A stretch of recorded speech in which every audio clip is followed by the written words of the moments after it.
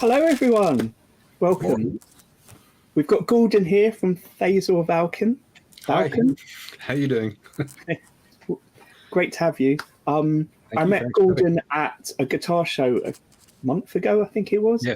And he'd been, following us in the. Was it? Were you aware of the collective, the Guitar Builders Collective, or had you seen us on people on YouTube and things? No, I only found out when you told me when we met. Yeah. Fantastic. I got your cards. I've still got them actually here right in front of me. I was trying to do as much promotion that day as I could for the collective. And I mind how anybody in GGBO doesn't know about it, but yeah, well, I saw Ben and he didn't know what was going on. But to be fair, at a guitar show with lots of boutique builders, I'm sure everyone wanted to chat to Ben. So he was I did get a chance. Yeah. And I didn't realise when I set this up. In fact, I was saying to Scott, I didn't realise until I went on Instagram earlier, but it's Thanksgiving. Yeah. Happy Turkey Day, everybody. Happy Thanksgiving. I don't know if that means we'll have less Americans in the live stream. Possibly more. See, I figured that, nobody's at work. They got nothing better to do, but... That's true. I just assume if you've got the day off work, the night before is maybe a bigger night and the day off work is a lie-in. I don't know. For normal people, maybe. For me, it's a big night anyway. Great. So we want to talk about a few things today. Obviously, we want to chat to Gordon about his history of guitar making, how he got into it. But also, if you've seen Gordon's work before, which I've put a link in the description of this to his YouTube channel. Actually, I should put the Instagram up there as well in a minute. You'll see that he's been involved with the Great Guitar Build-Off for the last few years. So we'll definitely talk about the Guitar Build-Off later, especially as when we're talking today, there's 7 days left till the deadline to have everything completed. And I think just a couple of days to get photos in. So I've got to get them in by tomorrow. Oh, right. Okay. Friday, yeah. I've managed to find 50 photos on my phone. They're all going in. Yeah. 50 photos is bonkers, isn't it? Actually, it isn't. Because I hadn't been actually taking photos. And at some point I went, I've only been taking video. I haven't been taking photos of the final stage of whatever it was I was working on. And yet I go back to my phone and there's way more than 50 photos there. So I have been actually, you don't have to take a lot of photos to get to 50. Right, yeah. Yeah, I have tons, but that actually makes it worse, trying to pare it down. But I assumed the 50 was just, if you didn't have a video showing the build process. Yeah, they were a little bit vague about the competition rules again. I did see the 50, and I remember the 50 was in the back of my mind. And then they were going to run the social media for you, and then that didn't work properly, and I got back hold of them, and they were really good. I mean, I got hold of, it turns out it was Ben's mom that talked to me personally on email and got it sorted out for me. So my Instagram and my YouTube are right up there working perfectly just because she put some personal effort into it. I was quite impressed. Oh, that's great to hear. I remember hearing 50 and immediately dismissing it as goofy. So I submitted my final video link and I saw that. 10 pictures. So 10? Yeah. They wanted 10 glamour shots, didn't they? 10 finished photos. Oh, right. I didn't know about that. I'm intrigued to see what it's going to... Although I did see that in an email the other day, it did say, don't worry if you haven't got that many. Do what you can, and you can add more later. Just as long as there's something there by tomorrow, then they can put something on the website. Otherwise, people might miss you, Yeah, I know a lot of people were squealing about 50 pictures. I think Mick's right in the chat. He's just said it's to prove that you built the guitar. Let's do that so we can see Gordon's face. That was my assumption. Oh, cool. I was thinking, some pictures of the build process if you didn't have a video. But I don't know. So if anyone's watching this and they don't know what the Great Guitar Build-Off is, again, in the link to the description in this video, I've put a link to all the playlists Scott has made, and they will show the various different categories for the Great Guitar Build-Off, which is a yearly competition. And this year, what the categories? There's scratch built, so built entirely from scratch. Kit built, which is essentially, if you bought a kit, you can be in kit build, but if you've also bought in a neck, they're classing that as kit build, even if you build the rest of the guitar.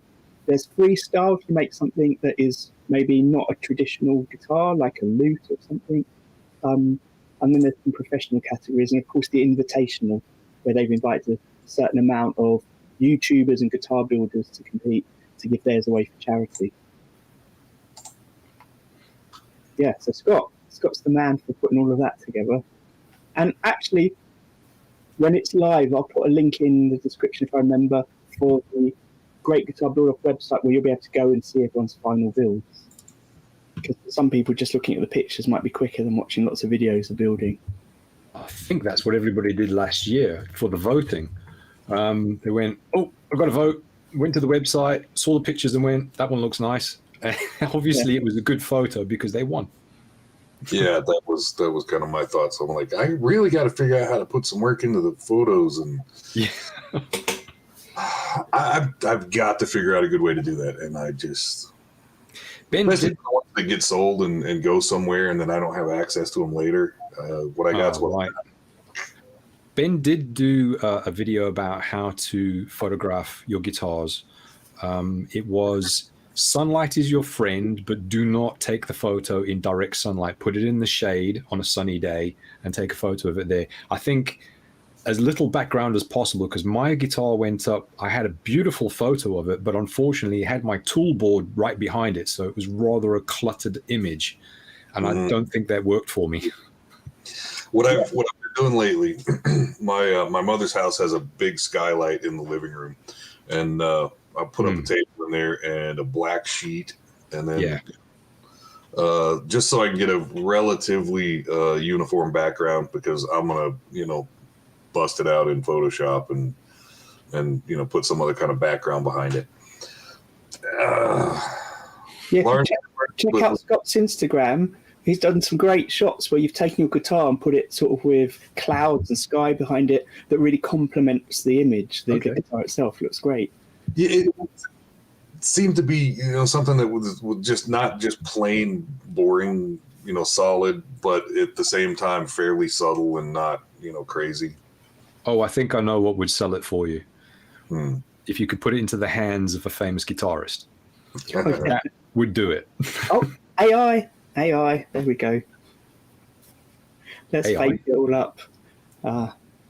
I would say I used to, talking about how we photograph guitars is great. Maybe this is something we should have as a regular question that we ask people, because I think it is something that does make a difference. And one of the problems I remember people saying with the Great Guitar Build-Off in the last few years is you can learn to make a guitar, and the build-off is about building, but then you've got to learn how to photograph and learn how to film and learn how to edit. It's all another thing for the competition, which maybe isn't, it's not essential for guitar building. I used to photograph my guitars on plain sheets, a bit like you were saying, Scott, but I used to put it on coloured backgrounds. And what I discovered is I don't really like those coloured backgrounds now. And I tried on Photoshop to just remove the colour and put it on white or something like that. But as soon as the guitar's lying on a coloured background, you get a little bit of that glow from, if I had it on a green background or blue reflection on the finish the as well.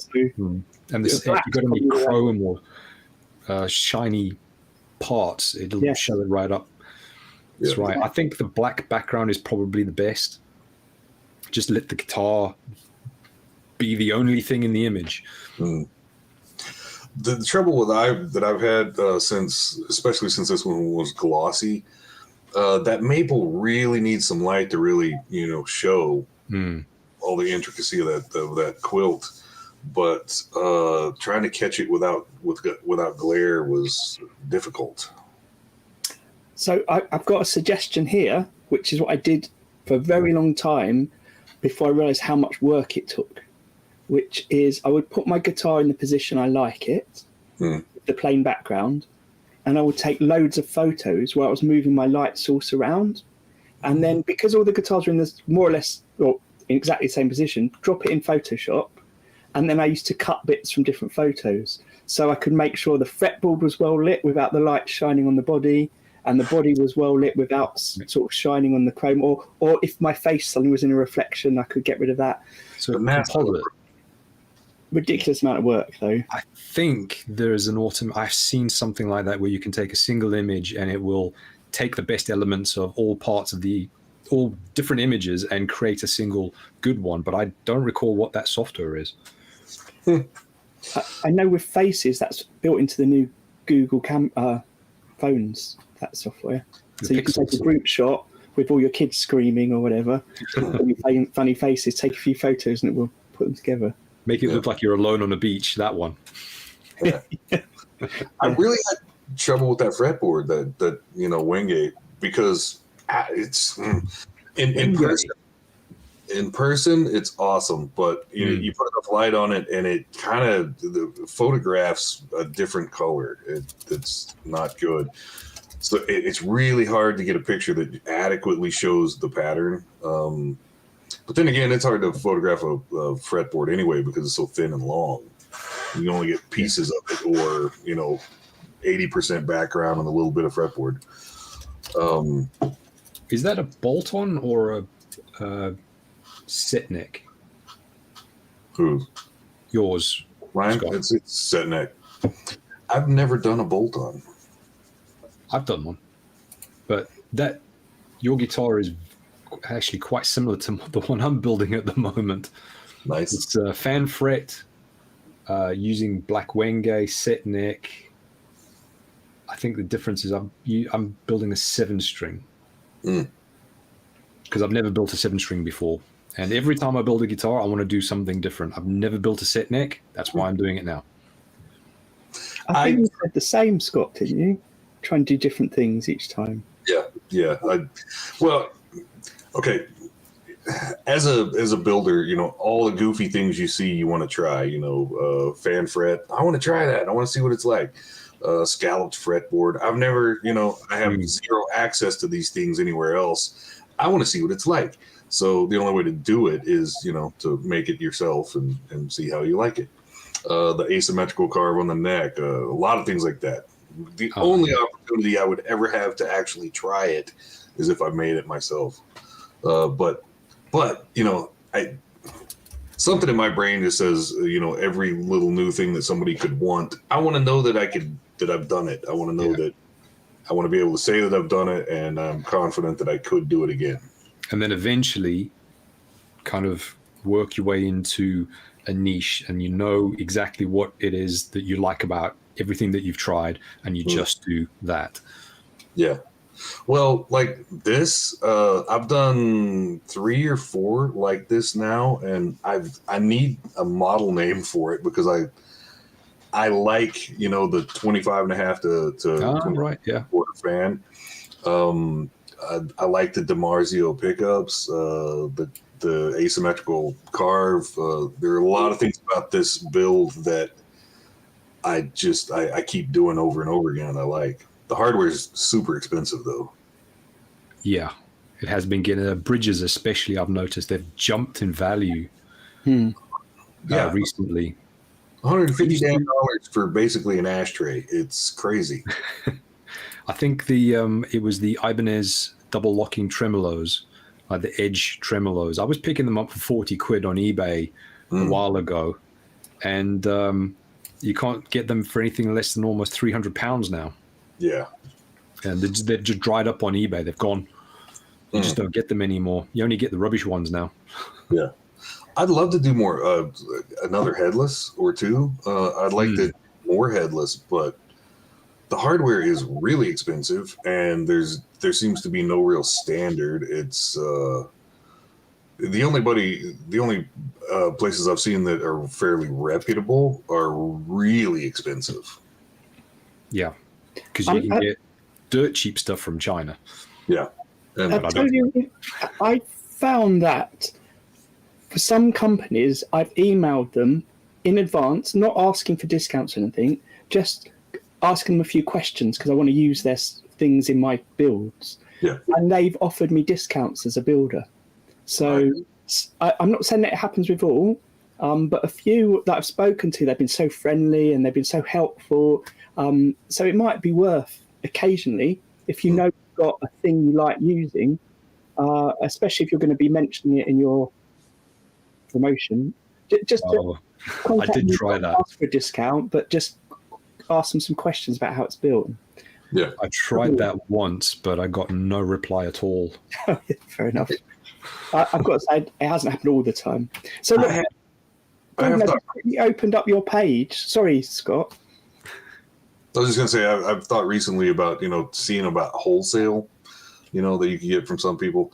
Because I've got an EIN, but apparently, that's just an American thing for tax purposes, of course. So, I mean, most of the world isn't going to know or care about that. So it seems like somebody told me that most people look to see if you have a website, and that's how they determine that you're, serious enough to be considered a company.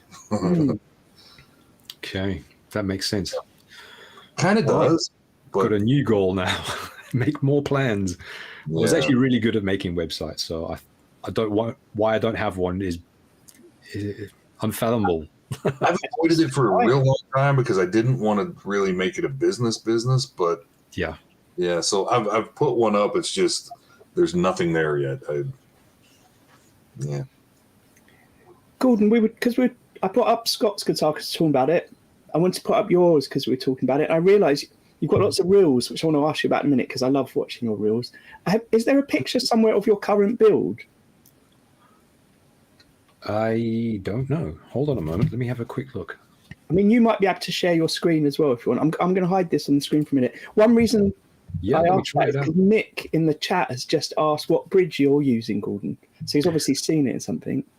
I'm using a very stock standard. I couldn't afford the bridge that Scott's using. I did see something similar to that. I wanted the really expensive single string bridges. But they were just excessively expensive. And what is really quite strange is the larger bass versions of that are dirt cheap. So if I built the bass, I could have had exactly the bridge I wanted, the larger version for the bass, and they were next to nothing. And the same version for guitar were just the polar opposite, completely expensive. Give me a moment. I'll bring up the pictures. Yeah, all the hardware on this guitar is about $550. And it looks like most of those single piece bridges are like $100 a piece. Yeah. Wow. Yeah, that's right. Ridiculous. Yeah. But then again, you can get it from eBay and China for pennies. Yeah, and you just can't trust it because you don't know when it's going to arrive. You don't know what condition it's going to arrive in. Even some of the designs aren't that good. Yeah. Like Chris Franklin was talking about the headless that he had done, and he kept snapping strings because the little head pieces, as it turns out, since you have to, they have to screw them onto, the neck. The screw head was enough that tightening down your string, it would snap strings. So one that I got came with these tiny little metal discs that you had to plop in on top of the screw head, and I could never sell this guitar because nobody would know. They go to change strings, lose that little disc, right? And you'd never be able to find a replacement. I'll tell you what. Don't worry if you haven't got a picture. No, I've got a picture. I just don't know how to access it. So instead, what I'll do is I'll just show you on my phone, if that's okay. Proper old school. I love it. Things up. Oh yeah, maybe I've seen it. Have you been uploading some to the Facebook group? No, I don't. Where have I seen it? I have a Facebook account currently. I must have just seen them in your reels. It's a black Wenge body with a Paduk top. Now I thought the black Wenge would make the Paduk pop, and maybe when I finally get the finish on it, it will. But the Paduk, when I put the top on it, I looked at it and went, it's hiding all the black, and the black looks amazing. Those two really do go well together, though. The black Wenge, I was not expecting to fall in love with that body, and it is it's stunning. Yeah. Wenge became really popular in last year's Guitar Build-Off, I remember. Oh, right. And that Paduk, wow. I think I've got an allergy to it now. That's not what fun. I did do was, I don't know if you can see that very well. Those are the LED fret markers. Right. Oh, a quick question on your LED fretboards, because we talked about this with Mark from Hilditch. How are you doing your LEDs? Oh, Like I was using most recently micro LEDs, and he's been using fiber, optical fiber. Now that's clever. I think I might change to that, because his suggestion is you can put the fiber rods in, or little strips in, and then have your LED housed within the body. That's brilliant. Them, and then you can just change the LED if it breaks, or if you want to change the color. Yeah, that's a good idea. Well, my idea was I didn't want to have the LED straight out the fretboard. So what most people do is they drill a hole, they stick the LED through, and then they chop its head off so that it goes flat. But what you get there is you get the full effect of the bright LED. And I don't think you can get normal LEDs anymore. Everything's ultra bright now. And so that's really, really intense. And I didn't like that. I wanted it to be dimmer. So what I did, I used SMD LEDs, so the surface mount. And I got some surface mount resistors for them, so I can wire them up in parallel. So each LED had to have its own resistor of 430 odd ohms. And I had to use solder paste and my heat gun to solder them together with a magnifying glass, which was absolutely painful. I do not recommend it at all. They are, I could fit about 100 of those resistors on my thumb nail. Wow. That's how small they are. It's absolutely. I've dropped 3, 4, 5 of them. I can't remember. And you drop them and you'll never find them again, ever. Wow. So we started moving on to your build. So maybe we should take a quick back step, Gordon. And how did you get into the guitar building in the first place? I used to be a drummer in school. So I used to play drum kit. I was the best drummer I knew. And bands were very, very fickle. And it always felt like I was at the mercy of the guitar players. So if you can't beat them, you join them, right? So I got a guitar. I got a K tulip guitar for 100 Rand, which is like 10 quid. Wow. And I started learning how to play guitar as well as drums. And then I got a Hondo 2, I think it was. So it was like a Stratocaster copy. And I didn't like the way it looked.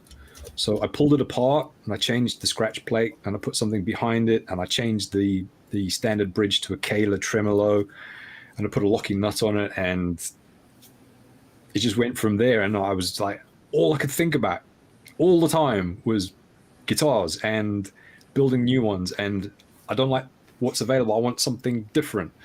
And I was like, always wanted to build my own guitar and just thought it was impossible until I found YouTube, and there was Ben, and he taught me everything I needed to know.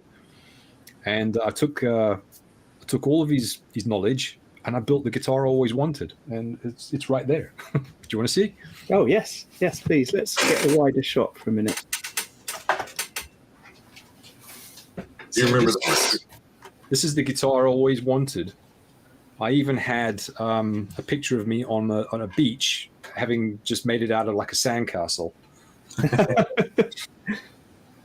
That's it there. Very, awesome. Very peculiar shape. I'm not sure that it's exactly right.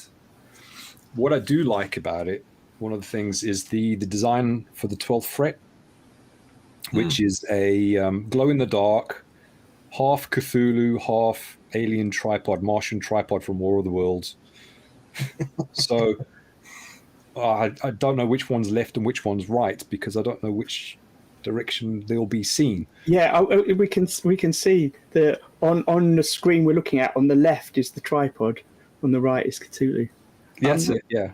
And it goes well with the shape of the guitar. So the question there is, where did is that something you really like? They are two of your favourite kind of cultural references for? Not really. No, it was at the time. I don't know. It's just I wanted a design on the fretboard, and I wanted it to glow in the dark. I also didn't want fret dots anywhere else apart from the side. Yeah, but they are there. I've since decided that wasn't such a great idea if you're not the world's greatest guitarist. Well, it's always seemed to me, and I've heard it said before, that you're not generally looking at the dots on the board itself so much as on the side. Yeah. So I still like to put dots, but I hate big dots now. It's been so long since I put big dots on anything. I just don't like them. And I'm always using, some beautiful wood for a fretboard, and don't want to clutter it up with a bunch of, Yeah. Do you remember what the first thing you saw from Ben that was, inspirational or? No, I got into him very, very slowly, actually. I was watching other YouTube channels at the time. I can't remember what they were. And he was always there, and I kept going back to him and thinking, that looks pretty interesting. And I remember slowly got into it. I remember at the time, there weren't a whole lot of them out there. No. You had Fletcher, which was amazing to watch, and Sully Guitars. But there weren't that many, at least that I could find at the time. But when I was looking, it was like, 8-9 years ago. Yeah. I think I started building 5-6 years ago, maybe. Right. Yeah. I specifically remember. I remember, running across Ben once in a while, and I thought it was such an oddity that this dude with tattoos on his head would actually stop and correct his English. It just cracked me up. He was so proper and meticulous in his language. The dichotomy there just kind of threw me. But I specifically remember his 24-hour build that was 25. Yeah. And I went back and I watched it over and over again. I watched the 25, but I really got into it when he did the 12-hour. The one with the clock on the 12th fret. And that's so typical Ben, and actually it's typical me as well, that he's got 12 hours to build a guitar and he spends one whole hour of it making the decoration for the 12th fret. Yeah. I mean, that's something you suggested we talk about today, Gordon, the sort of planning and how you structure your time. But I just wanted to go back. Nick put a question up. You said earlier when you held up your green guitar just now that was your dream design you want to make for ages, but you're not sure if it's right. And Nick said, "What do you mean by right?" With the shape. I was about to right and left. I thought he was being a smart ass. I was about to cut the shape of the body, and I looked at it from a different angle. So when you finally got your full-size design, whether it's on a piece of paper or made into a cardboard prototype like I did with the new one, I don't just look at it like I'm looking at someone holding it. You've got to look at it from the bottom. You've got to look at it from the top, and you've got to look at it from upside down and from the back. And all of those perspectives give you a clue as to maybe something's not quite right. When I did that first one, I looked at it again and I spent forever tweaking the edges and the corners into shape. And what I ended up with, it was terrible. It just looked odd, and it fit directly into the golden ratio rule. It also fit perfectly into a pentagram for the five-sided design, and yet it just didn't look right. So what I did was, and this is literally the story, so I spent years coming up with that design. Overnight, I went and found an Ibanez guitar that looks similar to it. I traced it, and I put my design and made it fit into the proportions of the Ibanez one, and the next day I cut it. So it's a massive improvement on the original design. But the couple of little things, I think I really wanted to have as much neck access as possible, and it turns out you really don't need that much access to the 24th fret. Yeah, I thought you did, because remember the old Alvarez guitar? Do you remember that one? It had a cutout pardon me. The Alvarez guitar didn't have a pickup here. It was cut out. Oh yes, I all the remember way that. up. Do you remember that? Yeah, it never occurred to me that that's Dangling off there. getting up there. Yeah, that was to get weird. access to the 24th. And the problem I think with this one is that the fretboard ends at the body, and it's actually really long. This doesn't actually fit into a gig bag, so that might have been one of my mistakes. That's why I said I'm not quite sure if it's right or not. I've got to say your approach there, though, and the things you just said about looking at it from those different angles is such a sensible thing to do, and not something I've really necessarily thought about before. I often draw full-scale drawings of what the guitars can look like if I've got an odd shape, and I often plan it out on the paper, but then once I've cut the wood out, I end up moving bits around a little bit on it. But to physically have it and move it round is a very sensible thing, which I guess is why those CNC designs, when you can 3D model it, is useful, but it's not physically there, is it, when you're doing that? Oh, I've got something to say about that. Really? I watched your previous episode, and that guy was just a genius with his CNC and his CAD. Jack from James. I tried that. I tried to design that guitar on CAD, and it drove me mad because I was still sitting in my office chair in front of my computer, and that wasn't fun. Yeah, right. I got online and I found some Japanese mechanical pencils, and I got in the shed and I got a big piece of paper and I just started drawing, and that was fun. That was great fun. I loved that, and I won't go back. For design, absolutely. I literally actually enjoy drawing a design, full scale, and I mean everything, strings and everything. I do enjoy that. I like, I work on the computer all day anyway. I like, doing some stuff like that, but that's a totally different thing. I don't know that I would try to design something on the computer. Paper is the way to go there. Because it's a hobby, because most of us have day jobs. Not all of us have the privilege of doing this full time. Yeah. And your day job requires you to sit in front of a computer all the time, and you've just got to get away from it. Yeah. And that's your hobby, and then you go and you have fun. It's great. I do go through cycles because I really do enjoy what I do. So there are lots of times that I spend, a lot of time on the computer at home as well, but not sometimes you get a little burnout and you got to do something different. Yeah. But, I mean, everyone is different, and I used to use Photoshop a lot in my work, and then when I just started making guitars, I wasn't using Photoshop as much.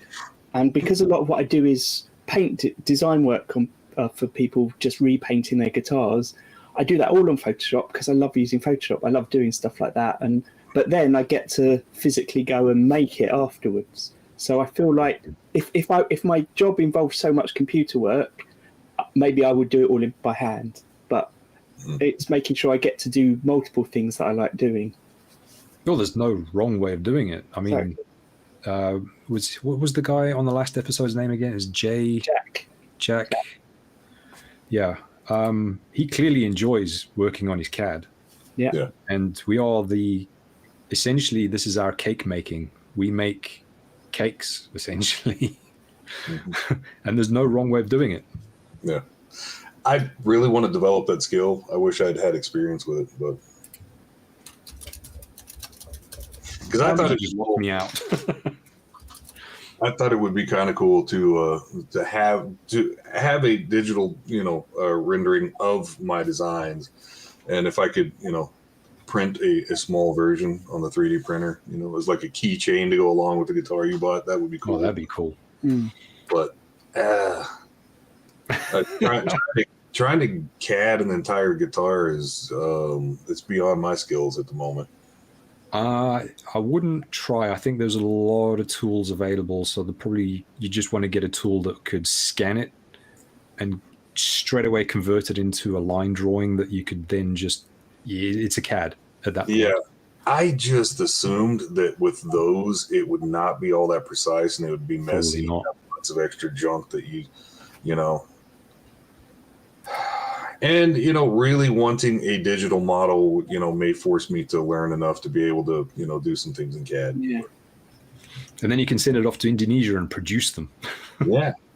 Well, what Jack was saying is once you've got your design, your initial design, you can be tweaking it. So maybe for you, there's the long time spent with the first one, and then it's less and less as you go along with the changes. Yeah. Well, I mean, if you know, you've got a neck and fretboard and all that craziness done, then, you know, changing the body wouldn't be as big of a deal. But if I had a CNC, I would want to CNC the fretboard out with slots and everything, and, you know, it has ultra precise. Hold the frets in better. Fret soaring is dangerous. Just a quick plug, Luthier's lunch break.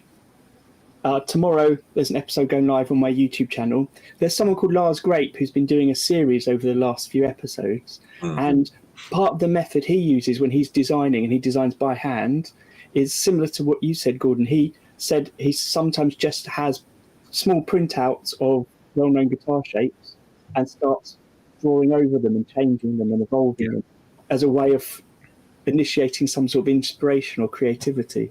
And they've already figured out the proportions, and that's probably going to be the worst part, because I noticed with the latest design, I just wanted to change one little thing. Everything else I was happy with. I wanted to change that one little. You change that one little thing, and it affects absolutely everything else, and then everything else has to change again. Mm-hmm. Yeah, you change the shape of your horn, and then you realize it's everything else doesn't quite have that sharpness, or That is exactly the lower horn. The exact part I was thinking of. It wasn't quite long enough. Wasn't quite sharp enough. Change it. Yeah, I know. Everybody, when they start building, they want to, you know, make their own, you know, body design, and they go with something crazy, and it winds up looking like everybody else's crazy, you know, design, the hook on the back, and, you know, stuff like that. And it's surprisingly difficult to come up with a design that actually looks good and is functional. Yeah. But just getting past the looks good part is hard enough. Yeah. Yeah. So when somebody can pull it off, like your blue one is kind of genius. Well, I'll go widescreen again. When I do my drawings, I do them in the way my the guy that did my tattoos did. He started off in a light colour, like a yellow, and then once he's got a rough shape, he goes over it in red, and then to neaten it out a bit, and then does it in black. And then once that's right, he tattoos it, and that's what I do on my paper. I've got my colours that I build up. All right, here's the blue one, Gordon. This is actually a really nice guitar. I built this for my daughter's 21st. I don't know if you saw that. It's so light. It's really small as well. And I think the green one was a bit small as well. This one was very small. So with the new one, it's going to be huge because I'm going the opposite direction. I was always of the opinion, if you've got a small guitar, it makes you look really big. But it doesn't. It's the opposite. You have to have a big guitar to look big. Worked for Angus. Yeah. So can you tell us a bit about your finish on that? Because I found it fascinating. Is that a clear pick guard then? No. So you painted... That's actually, it's a flame maple top, and I've cut the top so that it's a pick guard. Ah, right. So is it recessed, the pick guard, a bit? Oh no, it's a different flame maple to the one underneath. No, it's the same piece of wood. Right. And I've cut it through here and turned it into like a very thick pick guard. So it's a top and a scratch plate in one. That's because I didn't want to affect the back, because the back was beautiful. Oh, yeah. Yeah. Although I had a knot over here. Where is it? There. No, there's several things about that design that really are appealing. But I haven't done anything with it, but I have had the thought of having, two levels so that you can, with the negative space, you've got a different shape, and with the that's top, it. Yeah, I'm doing that on the new one as well. Yeah. So if you can make them both work together, it's that much cooler, and you came pretty close to that. You get 2 guitars for the price of one, Yeah. essentially. So you can have the weird shape that just wouldn't hold together on its own, and then you've got a more conventional shape to hold it together. Yeah, very clever. And for some of the design features that you kind of need for ergonomics and playing, the leg cut. There are a certain number of things that you kind of need to have there. I've talked about this on a video before, like the top horn. A longer top horn, is weight management. It keeps you got to be over the 12th fret. Yeah, and it stops neck dive and all that kind of stuff. There are some features about body shape that I think a lot of people don't think about. Like the cuts for how to sit it and play it comfortably. The horn having enough length to manage weight and some things like that. My thing is also the input jack. Lots of guitars have it in a place that I just find uncomfortable from sitting down. Yeah, I don't understand that. So Gordon, when you design this, is it in your mind and then on paper all planned out before you start the work then? This one was, yes. I had very detailed plans on this one, probably the most detailed plans I've ever done. Because my daughter basically decided on most of the elements of it. She decided what shape it was going to be. She didn't want a floating tremolo, so I thought, well, if you're not doing a floating trem, I'm going to do fan fret. How many strings it was. I was going to make a 7. She wanted a 6. So that's where that all came from. And she went through like silhouettes of shapes and went, I like that one. And it turns out it's not even a guitar. It was only really a bass shape. And that's that kind of forward facing shape. If I don't mean this disrespectfully at all, but it reminds me of Kroll. Do you know that 80s? Oh, yes. With the Kroll blade. No, not at all. I don't take any. This cool sci-fi look to it. And what you and Scott were just talking about those negative spaces, sort of concealing the actual structure of the guitar, works so well on that. You can almost imagine playing it wearing black, and you just see the blue shining on it. It is particularly one that I think matches your Thezur Valken name. It feels like a sci-fi kind of connection. Right. But is that name? Where's that name from? Thezur Valken. The Scrabble bag. What? The Scrabble bag. Brilliant. Brilliant. I had to come up with something that was unique, and when most people just put numbers in to make things unique, but I wanted a proper name that was very, very unique. So I took letters out of a Scrabble bag and put them together until I found something I liked. But mine was the absolute opposite.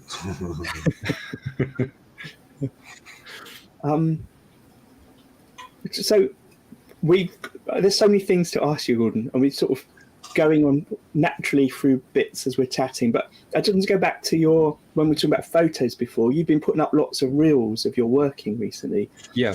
And I know everyone likes different things, but for me, I find it fascinating watching other people work. And it seems to me like you must be someone that plans your guitars out because of how neat everything looks in your space. Whereas I'm just constantly grabbing a tool, doing this. I'm not prepared for that. This is happening that I wasn't thinking of. I'm going to make a change, and it's such a mess. Yeah, I was about to say it's kind of the same in watching or seeing people's workspace and how things are organized or whatever, and those two kind of go hand in hand. And yours seem to be really well put together and always organized and clean. It has to be, otherwise it's unworkable. It's that shed. It looks quite big on the videos, but it's actually 3 meters by 2 meters. Oh wow! Okay. Yeah. Does that mean you've got a lot of tools that have to go away and come out every time? Sorry, say again? Have you got a lot of things that just are like packed away until you need them then?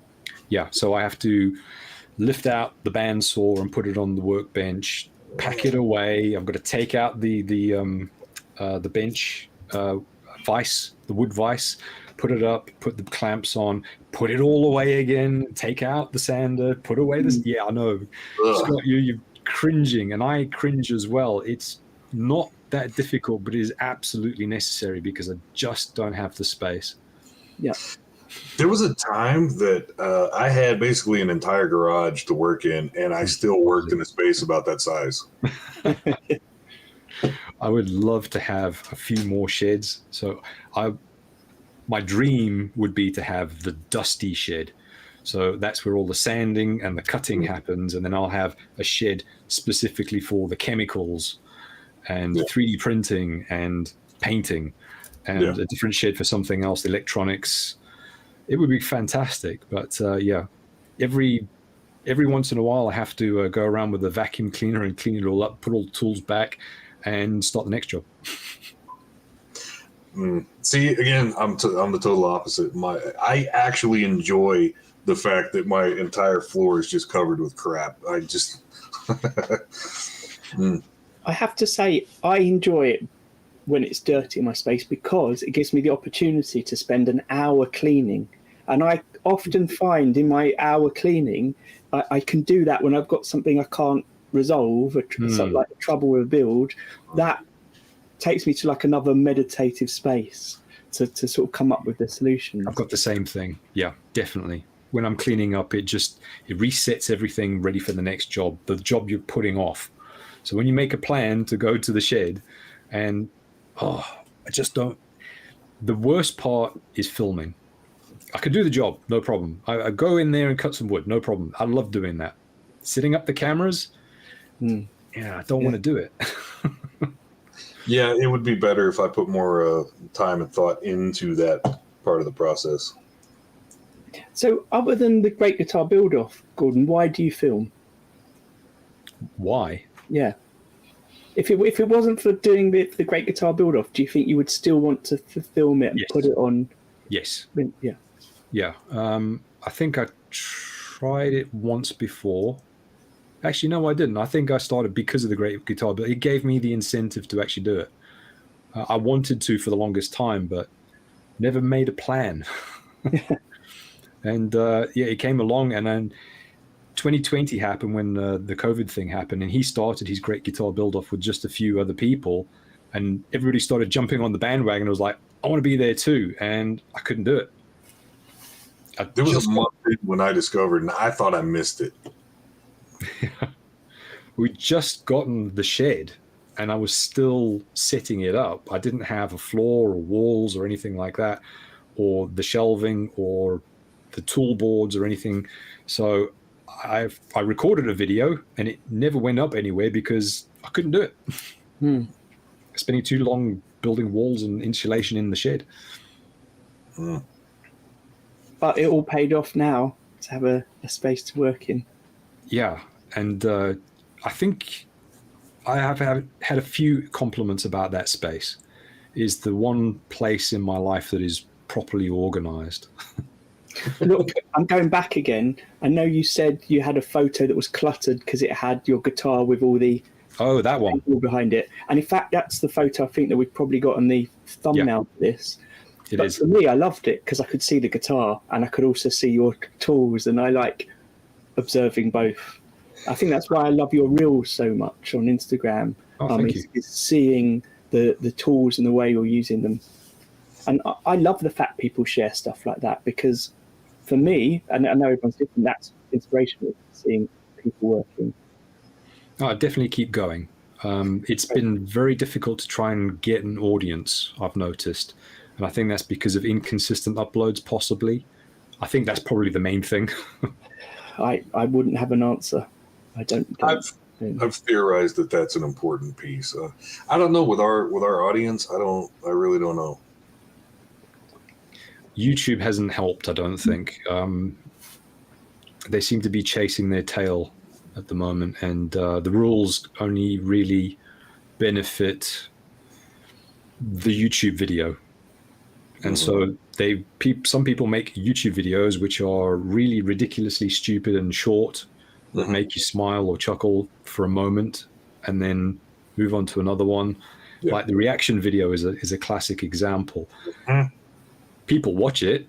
YouTube make the rules so that more people make those sorts of things, and it goes into a vicious cycle, and you end up with the YouTube video, and now YouTube is just it's not good.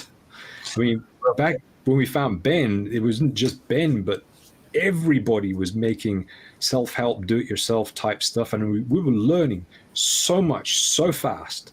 And that seems to have died down on YouTube a lot now. Yes, that's true. I think the reaction people really get a huge audience because they're piggybacking on somebody famous. They're reacting. It's easy to make. Metallica or Bill Burr, things that everybody is searching for. Despite the fact that they add no value to anything, they just sit there and nod while you're watching.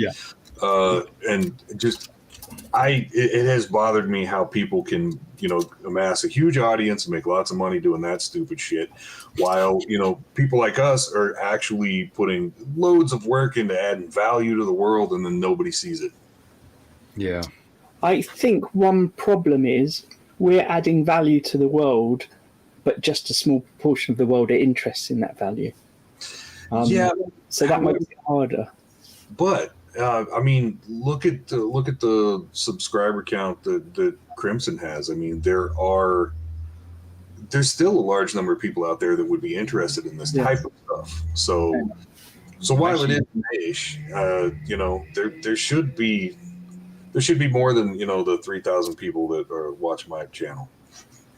I think Ben's channel's got 300,000, something like that. Around 300,000. 300 to 400,000, which on YouTube terms is nothing. Nuts, yeah. It's very, very small. Yeah. I'm going to rudely ignore you for a minute to find something. We've got to carry the show. But I know some people that have like a tenth of that and make decent money off of it. Really? Yeah. So if you could get close to $250,000, I think you could be making some decent money.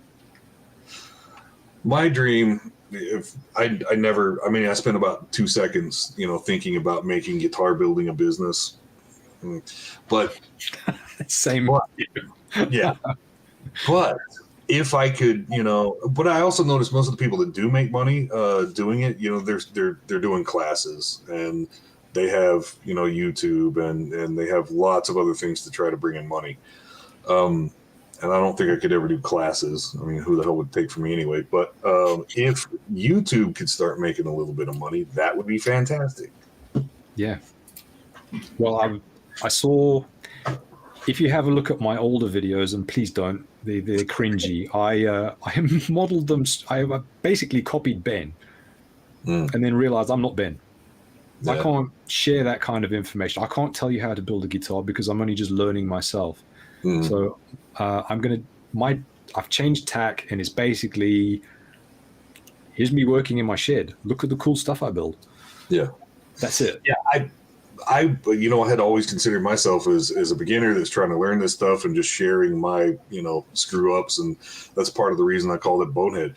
But many times on camera, I've said, I'm never going to say, this is how you do it. This is how I do it. And next week it'll probably be different because I'm probably doing something stupid.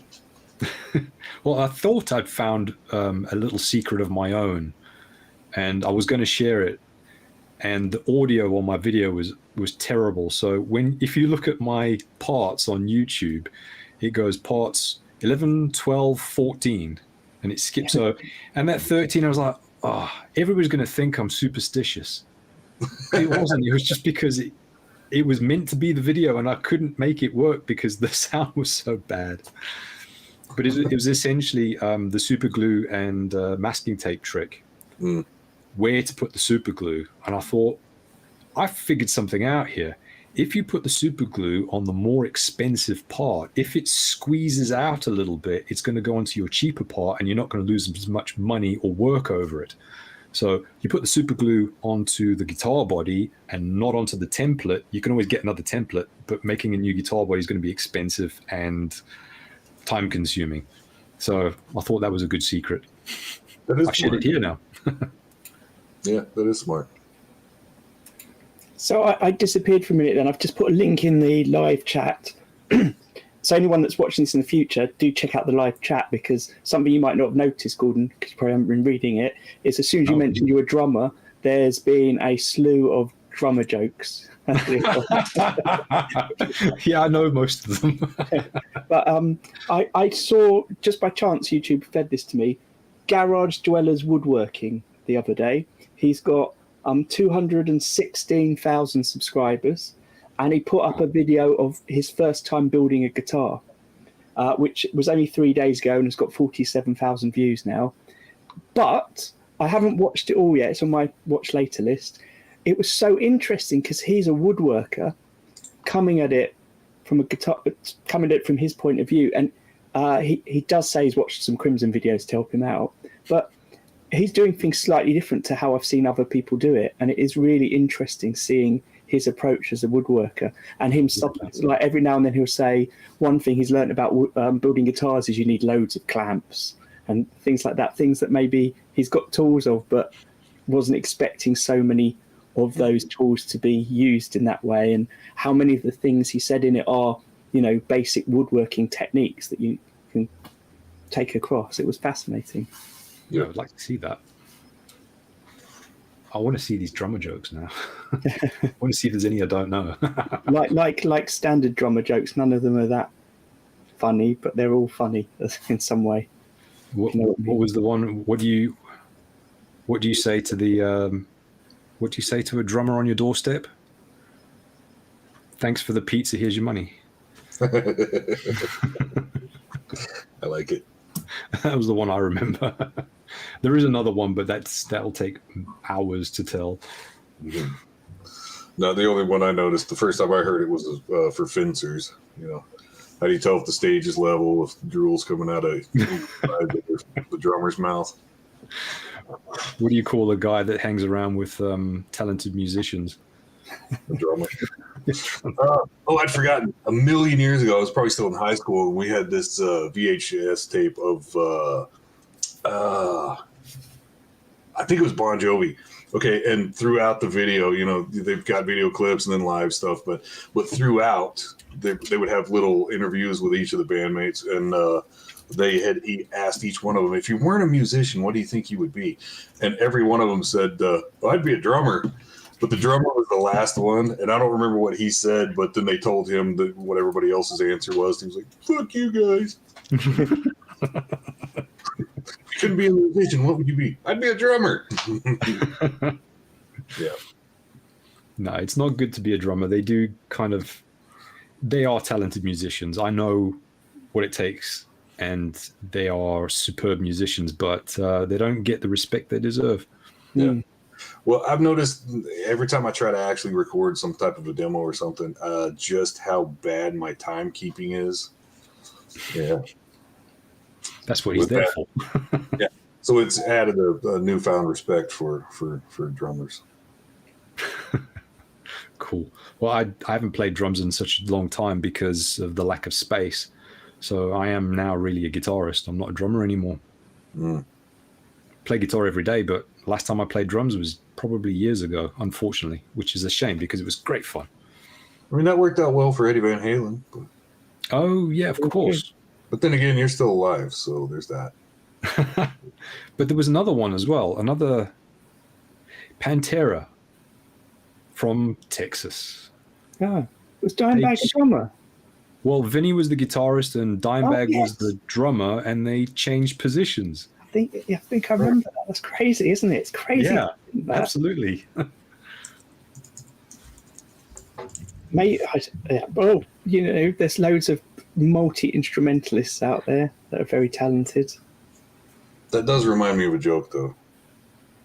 Actually, it was a meme, and it was Glyn Danzig on the meme, but it said, I was just thinking, I don't think it's fair that Def Leppard's drummer only has one arm and Motley Crue's has three.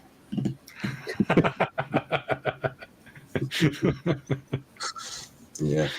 I did actually see both Motley Crue and Def Leppard recently at Wembley. That was a good show. Wow. Yeah, that was fun. Fantastic. That would be fun. there's something about bands that have been touring and playing for so long that I find, even if I don't like their music, their stage presence and their musicianship is often just mind-blowing to experience. Put on a show. I haven't seen Motley Crue. I have always hated Vince Neil. He's just an untalentless. But I saw him when he was solo because he was opening for Van Halen, and he had Stevie Stevens playing with him. And I had never thought that much about Stevie Stevens until that show, and he was incredible. Matter of fact, he's probably the one thing I remember most about that entire show. I did go to see. Should I actually say this? It's going to make me sound very negative. Let's guess. Who did you go to see that would make you sound negative? Take that. No, I don't know. It was the Sisters of Mercy. Oh, no, that's good. I think that's good. What the show was absolutely terrible. Oh, really? Was that on their recent tour? Yeah, that was the last show I saw, and that was just a few months ago. So there's a guy called Chris Catalyst who's a guitarist that I love. I love loads of stuff he's been in, and he played with them when he was a teenager, and he recently was one of the unnamed ghouls in Ghost, and he went back to play with Sisters on keyboard, I think, but I think the guitarist had an injury, so he might have taken over with the guitar duties again. But yeah, he's brilliant, and the guitarist was hilarious. He had this bouffant kind of like hair that came out the front. He was ripped. I mean, he showed it off as well, and he carried the show. I mean, yeah, it was basically only him on show. Yeah, because the singer kind of hid behind him somewhere. You couldn't hear anything. You couldn't hear which song it was that you were listening to, even though you knew the song very well. That's weird. That's a shame. It was probably the worst show I've ever been to, unfortunately. But last year, I went to one of the best shows I've ever been to in my life, and that was Meshuggah.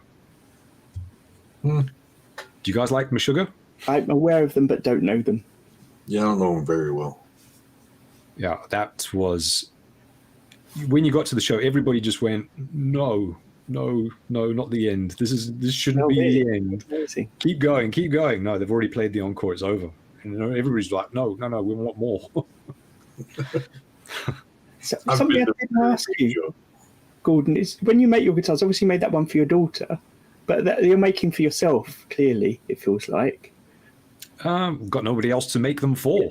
Because it feels like they fit with a certain genre of music. Yeah.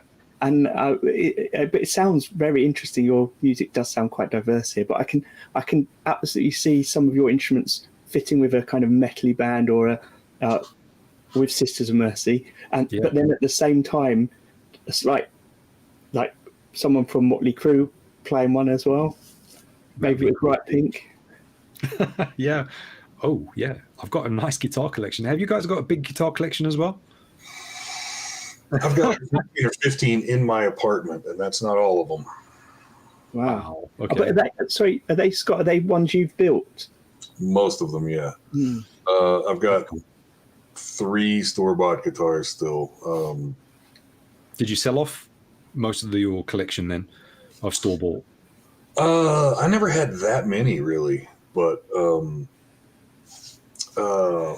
yeah, I actually really haven't had that many. I've got an enormous collection of store-bought guitars. That's probably like the majority of the store-bought guitars I ever had. I mean, I'm not speaking for Scott's here, but I think Scott's like this. I don't play very often anymore, so I just have the guitars I build. I have some of my shop-bought guitars, but I've customized them or painted on them or done things on them that mean they're not really recognizable anymore. And I'm now thinking of selling them. My designs are crazy. I love them. Sorry, what was that, Scott? Mine are still the way they were, but for the majority of the time that I had them, I never would have even thought about modding them. Shit, I didn't even understand anything about the actual guitar back then. I've got a couple now, and I'm not sure if I want to mod them or not. Got a Mustang, so a Sun Mustang, and I'm considering putting routing out a great big hole in it. Do something quite similar to Daniel's guitars, actually, and put a grate as the scratch plate on it, so you can see straight through it, and have a valve. So I've got some broken valves. Put a valve in there with a volume circuit that picks up the volume and then makes the valve glow with LEDs attached to the bottom. To do it. The louder you play, the brighter it glows. And I think Sun Mustang, I don't think they're particularly well sought after guitars, so I think I'm safe to do that. Yes. Well, I've painted on some quite expensive guitars for people before because it's their guitar and they like it and they just want a different paint job on it and they don't care about a resale value. It's their guitar. Yeah. Fair enough. So, quick question, because I know you can't stay necessarily much longer, Gordon. Out of your collection, have you got favourites, and why is that? Is there something about a particular brand or a particular design element that you think is good and important? Yeah, I do have one that was essentially my first brand new guitar, and that was 1996. I bought that, and it was the 1996 model Ibanez, the very, very first prestige model they ever made, the green one with the green fretboard. So it was the green stained maple fretboard. That one is going to be with me till the day I die. I've recently gotten my hands on a Hello Kitty guitar. Oh, Nice. Because I've been looking for it forever. They became a collector's thing, I think. That was it. And why would I want one? Only because everybody's collecting it. That's why I want one. But I think I got it for a good price because it's got some sun damage on it. So I need to restore that at some point, somehow, and I have no idea how. Yeah, you don't want to stand back too much without affecting the paint job, really.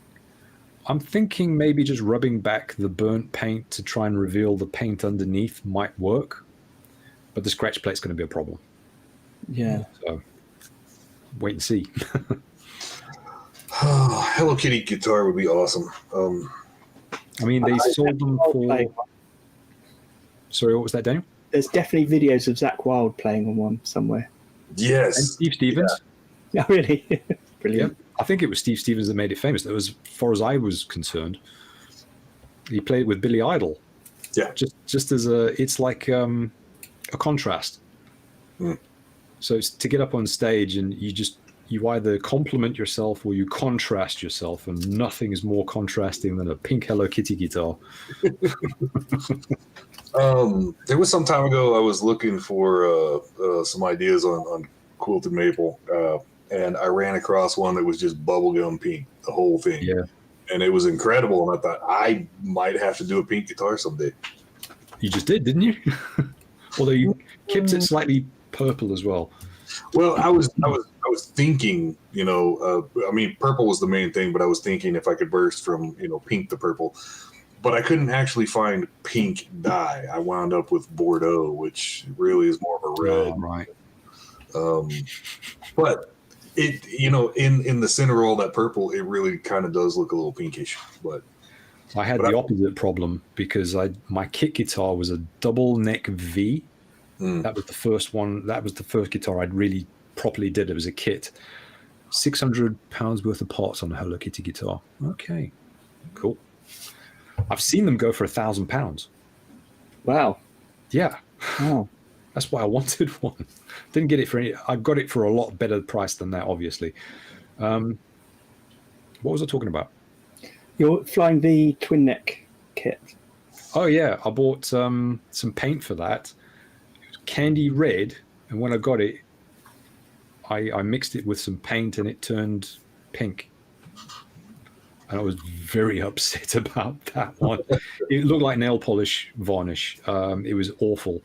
I ended up getting some very nasty solvent-based candy red car paint, and that was absolutely beautiful, but probably is going to shorten my life somewhat.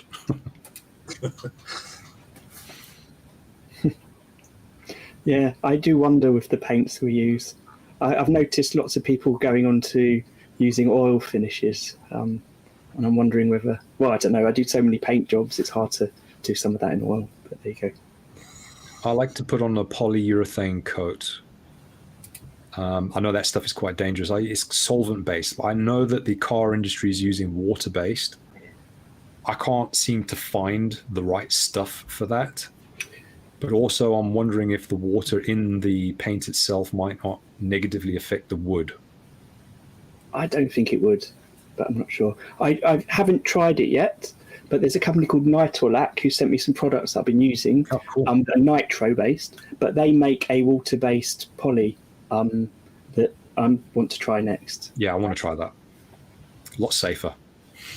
There's so many options, and I don't know. I've started to wonder what is actually best for guitars, especially for durability and some things like that. And I know so little about finish, and if I have a weak point, it will probably always be finish. You're not the only one by the sounds of it. When I saw Ben and showed him that guitar, I was like, I wish I got it shinier. He's like, finishing is a dark art, don't worry about it. Yeah. What you need to do is find a finish that you're happy with and make that your feature, I think. Yeah, just learn the ins and outs of dealing with that one. Yeah. I saw Ben from Lighthouse Instruments at the guitar show that I saw you at, called the London Guitar Show, and his guitars, when I'd seen them online, I didn't realise until I saw them in person how the finish he's put on really accentuates the finish of the guitar. So it's not just showing the grain, it's sort of the wood's got a bit of a texture to it. And it's incredible, but you can't really tell that in the photos. So somehow he's come up with this process he likes, and that's what he's sticking with. And to me, it made it quite unique, because I hadn't seen a guitar that it almost felt like a raw wood with the grain kind of fluctuating a bit. Very nice. I did manage to get a texture on my fretboard of the blue guitar, but completely by accident. So I was fiddling around with pressure and ratio of hardener to lacquer, and I sprayed it and went, oh, whoa, that's a big mistake. And then I looked at it and went, I don't know, let me leave it and see what it's like in the morning. Maybe I'll sand it off. And I had a look at it and went, it's a complete waste. It's a mess. Shouldn't be there, but I love it. I've got to keep it. And then I couldn't touch the fretboard after that because I had to preserve it. It's got kind of like a texture on the fretboard. That sounds interesting. It's sort of where you wouldn't want a texture, but I mean, I don't think we're going to see it on there probably. No, it's not coming through, is it? Come on. We'll have to look for some glamour shots. Oh, there we go. If I get the light shining on it, hold on. There. Do you see it? No, I can't really. It's a bit too. I think a little bit. That's hard to tell. It's kind of like a bathroom tile almost. All right. Yeah. It feels quite nice as well. It's quite subtle, but I had to have it. Had to keep it. Wish I could remember how I did it.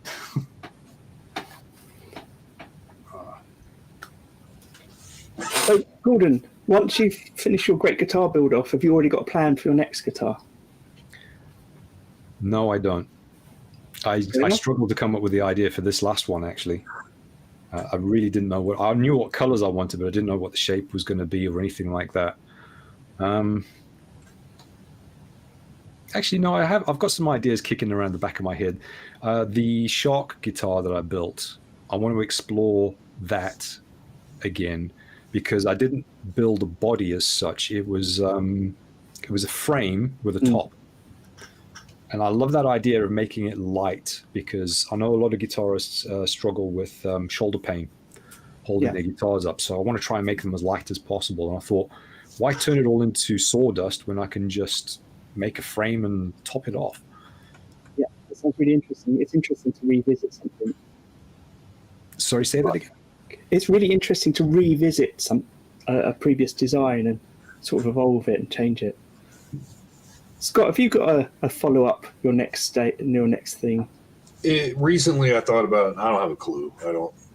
but I very often don't.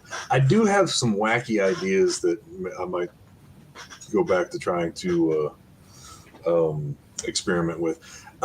Before the last great guitar build-off, I had started a bass, and I have a top and some pieces for a neck just sitting there waiting for me, but I haven't been too inspired by that.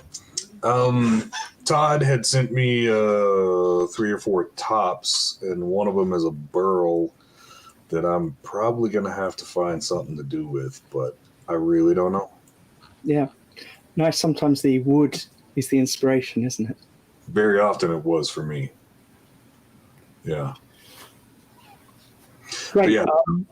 Maybe we should call it an end there. It feels like a nice way to finish. I really enjoyed the conversation today. I enjoyed talking about kind of the process of designing and seeing that there are a few things you've done, Gordon, that I really am going to take away from that. And that idea of having the negative space where you're hiding the sort of structure of the guitar to emphasize the sort of weird shape that couldn't exist as a guitar on its own is really interesting. Well, thank you very much, Daniel. Much appreciated.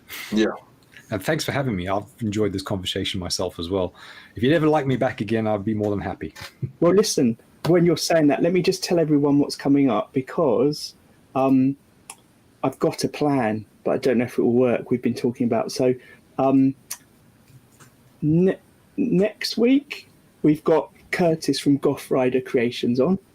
Then we've got Mark Gutierrez, who's one of the invitational Great Guitar Build-Off. Then we're going to be doing our Arran's back. So there'll be Arran, Scott, myself, just looking at some of the highlights of the Great Guitar Build-Off, because that will be sort of halfway through the voting stage. And then a little break, I think, for Christmas and New Year. But then in the new year at the start, I really want to experiment with having a group of us on and just see what happens. And apparently we can have up to 9 people on. Oh, cool. So we'll see how that goes. We'll have to think of a structure of maybe there's certain things we're talking about, resolutions, plans for the new year. I don't know. Yeah. It could just be chaos. Well, I've noticed, when you have a bunch of people in the same room talking, everybody's talking over each other and it's cool. But for some reason at least in this app, and it may just be anything like it, somebody talks over somebody and it just gets lost. So you get 9 people on here, it might get a little crazy, but it would be fun. Yeah. I might have a little timer and is there an option to put your hand up? The floor is yours, Daniel. Yes. For the next time back. I don't see anywhere you could put a hand up. No, there is a reaction. A react. I can put a react up.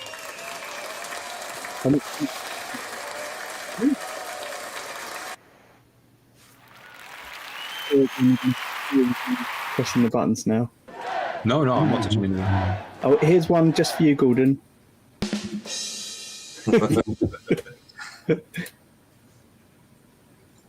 Oh, that didn't work. Right. I'm curious to see what it is now. It was a sound effect. It was this. Very quiet. There was a drum. Maybe I'm just hearing it. It went ba-dum. Yeah, I need those for that with some more jokes. For sure.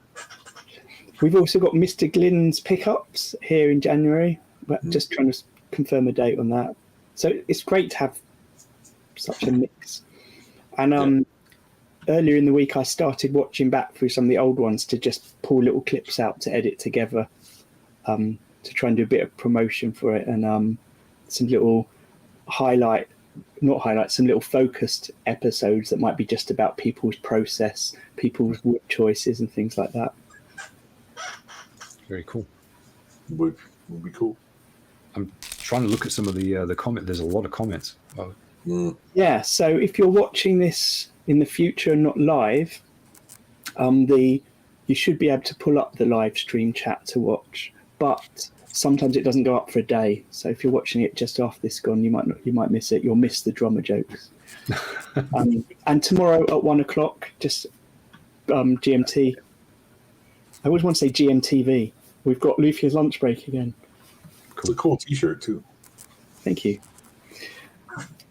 Right. Well, good luck anyone that's finishing off their great guitar build off, and happy Thanksgiving. Yep. See you. Awesome. Bye, everyone. Keep well. Yeah.